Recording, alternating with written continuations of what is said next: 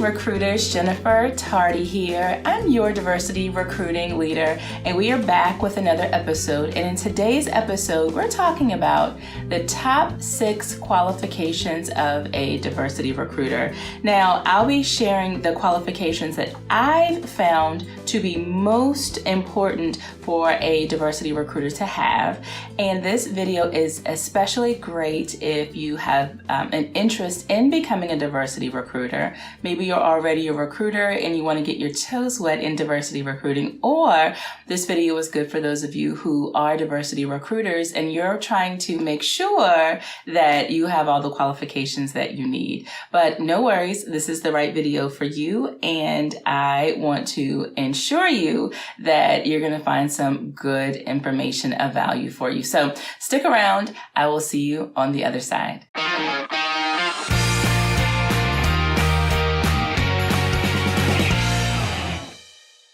Now, have you ever wondered if you have what it takes to be a high-performing diversity recruiter? You know, maybe you've been considering this role, or maybe it's a role that you are already in right now, and you want to know how you can become high-performing. So I want to jump right into it so that you can see what these qualifications are overall.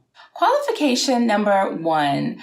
And this one is full life cycle recruiting experience. Before you can even get into diversity recruiting, I often recommend having the foundation set first, which is understanding recruiting in general. Have you gone through the whole process where you've had to have a recruitment planning meeting with the hiring manager, post a job, whether it's to your site or to external sites, do some sourcing, do some phone interviewing, invite candidates in for an on-site interview, select the candidate, do any follow-ups with that candidate for pre-closing, extend offers, so on and so forth. Have you gone through that whole process yet? I think that it's really important that for any diversity recruiter that you first understand how recruiting actually functions. And in line with this, I also recommend that you have a good understanding of laws that affect recruitment as well too. Now, if this is you, if you've already been through the foundations, the recruiter basics, the recruiter 101, then you are definitely off to a great start with the qualifications. Now, as a side note, do you want to learn more practices that could help to make sure that you are off to a great start? Did you check out our first video, which is Diversity Recruiter Best Practices? If you have not, be sure to check out that episode, which is Recruiter Best Practices, because I think that you are going to find a lot of valuable best practices there for you as a diversity recruiter. Go ahead and check that out. Check it out for us. Qualification number 2, you must have the ability to influence relationships and to build partnerships. That is a significant part of being a diversity recruiter because you have to have your tribe. We talk about this in episode 10, where I give to you diversity recruiter best practices and what must be in place.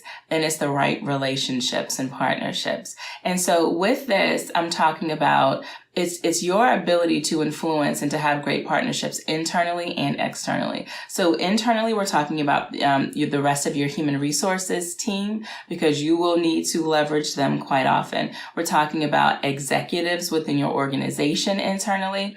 We're talking about the diversity and inclusion team. If you do have one within your organization, you should have a really strong relationship with them too, or the ability to create a really strong relationship with them. And we're also talking about any affinity groups, or sometimes they're also called employee resource groups as well too. You have to be able to build great relationships with them.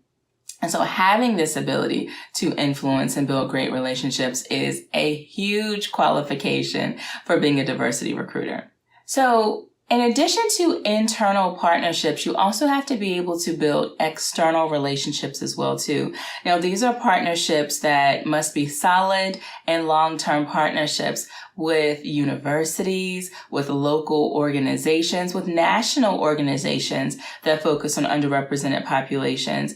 And if you don't feel comfortable with tapping into building partnerships, it is going to negatively impact your ability to be a high-performing diversity recruiter.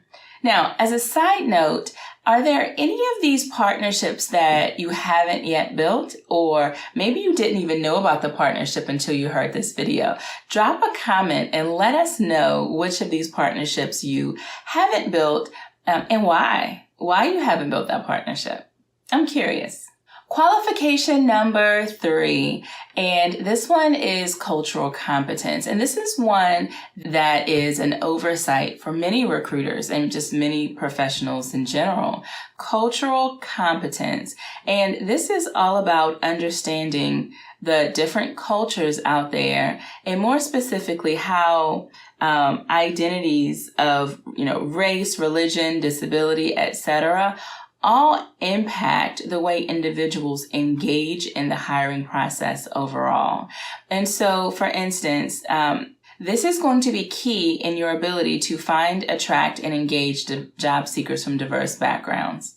If you don't have this cultural competence, it's going to be hard for you to judge what true competitiveness looks like, because one of my biggest concerns when people tell me that they haven't had cultural competence training is that competition or competitiveness of candidates will always be through a prism of what you currently see as successful in your company.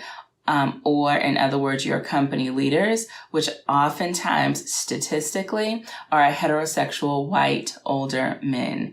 And so there are other ways to show that you can be successful in the work that you're doing, but understanding how other cultures show up and how other cultures engage in the hiring process, having a better, deeper understanding of different cultures in general will really help you to better define what competitiveness looks like.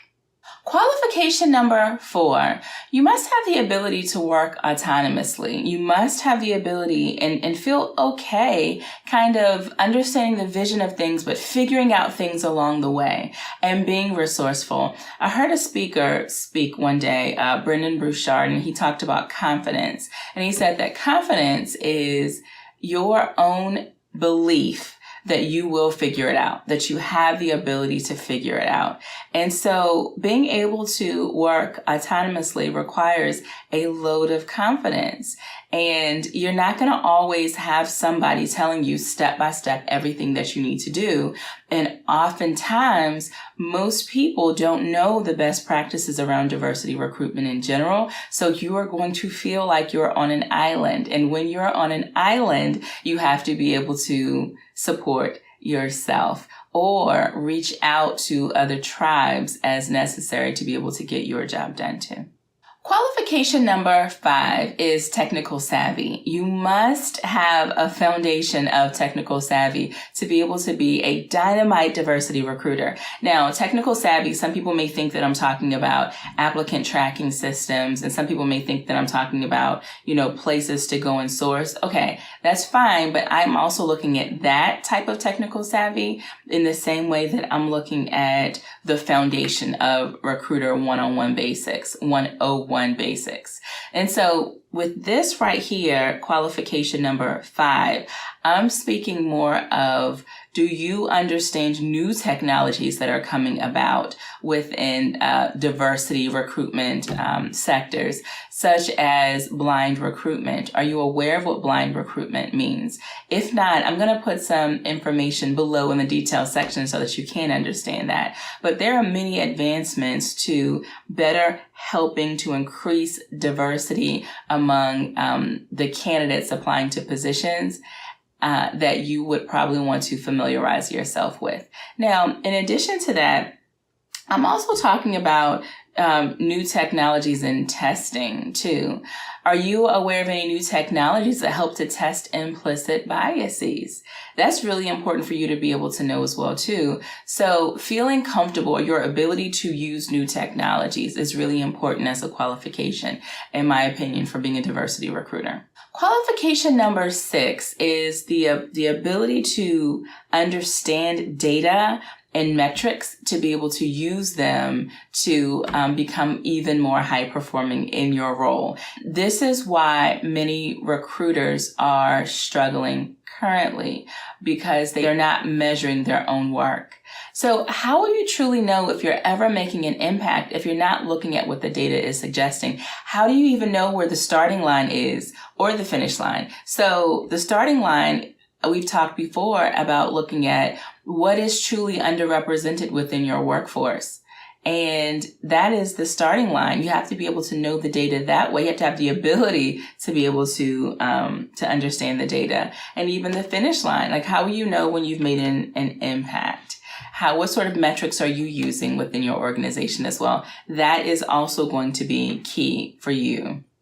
And so I've gone through 6 different qualifications that you should probably be well versed with, from the full life cycle recruitment experience to the ability to influence and build partnerships.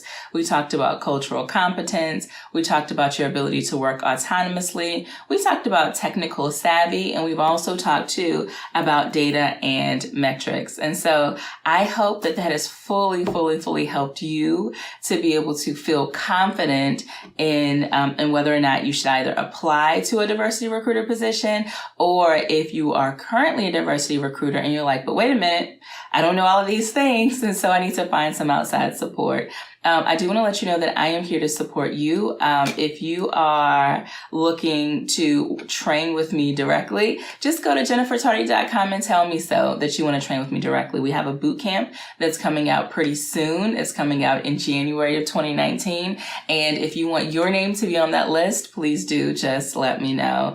And for those of you who are saying, hey, I'm not quite ready to work with you directly, then that is A-okay, because I have a gift for you if you haven't already gotten it. Go to our details section below and click on the link for a free downloadable PDF that I've created for you. It's 10 innovative ways to increase workplace diversity without using those ridiculous Boolean string searches. And so in our next video, we're going to talk about 3 ways to recruit for diversity or be a diversity recruiter without alienating your other recruiter peers. So I'm Jennifer Tardy, your diversity recruiting leader. I will see you in the next video. Take care. Hey recruiters, if you like this video, we have others coming your way each Thursday. So subscribe to our channel and click the bell to be notified as new videos get posted.